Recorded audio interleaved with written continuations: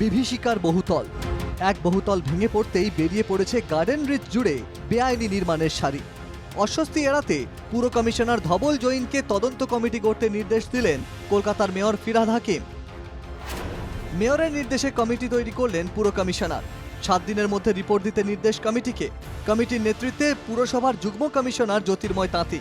কমিটিতে পুরসভার বিল্ডিং, জঞ্জাল, কঠিন বর্জ্য বিভাগের অফিসাররা, পুরসভার বিপর্যয় মোকাবিলা ম্যানেজমেন্ট প্রফেশনাল কেউ রাখা হয়েছে এই কমিটিতে। ব্লক ভূমি রাজস্ব দপ্তরের আধিকারিকও রয়েছেন এই কমিটিতে। এছাড়াও রয়েছেন কলকাতা পুলিশের প্রতিনিধিরা।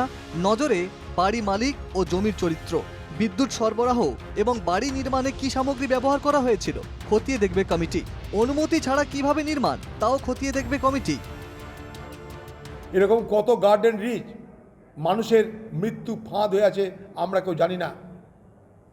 এখন চিঠি পাঠিয়ে কাকে জিজ্ঞেস করবে, কি জিজ্ঞেস করবে? চিঠি পাঠিয়ে কটা ইঞ্জিনিয়ার এখানে দোষ ফেলানোর চেষ্টা করা হচ্ছে। ইঞ্জিনিয়ার কি করবে?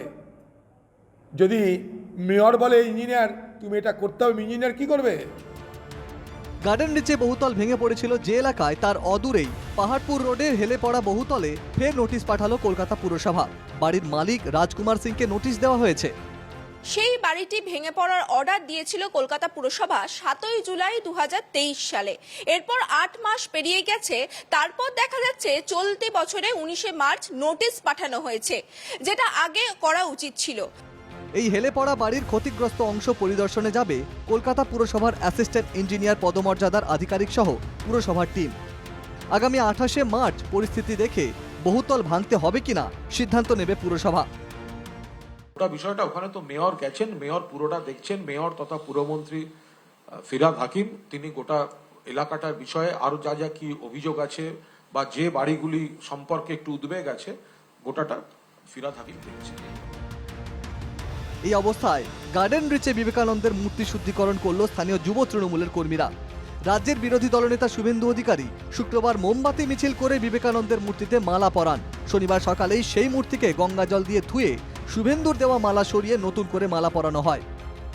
গতকাল যেভাবে বিরোধী দলনেতা ক্রিমিনালদের জড়ো করে শুধুমাত্র নোংরা রাজনীতি করার জন্য এই বিবেকানন্দের মূর্তিতে জুতো করে যেভাবে মালা দিয়েছেন, আমরা মনে করি গার্ডেন রিচের মানুষের আবেগকে আঘাত করা হয়েছে। সেই গার্ডেন রিচের মানুষকে আবেগকে ফিরিয়ে দিতে আমরা সকাল থেকে তৃণমূল কংগ্রেসের কর্মীরা আজকে বাদাবরতলার মোড়ে বিবেকানন্দের মূর্তিতে গঙ্গা জল দিয়ে ধুয়ে আমরা তার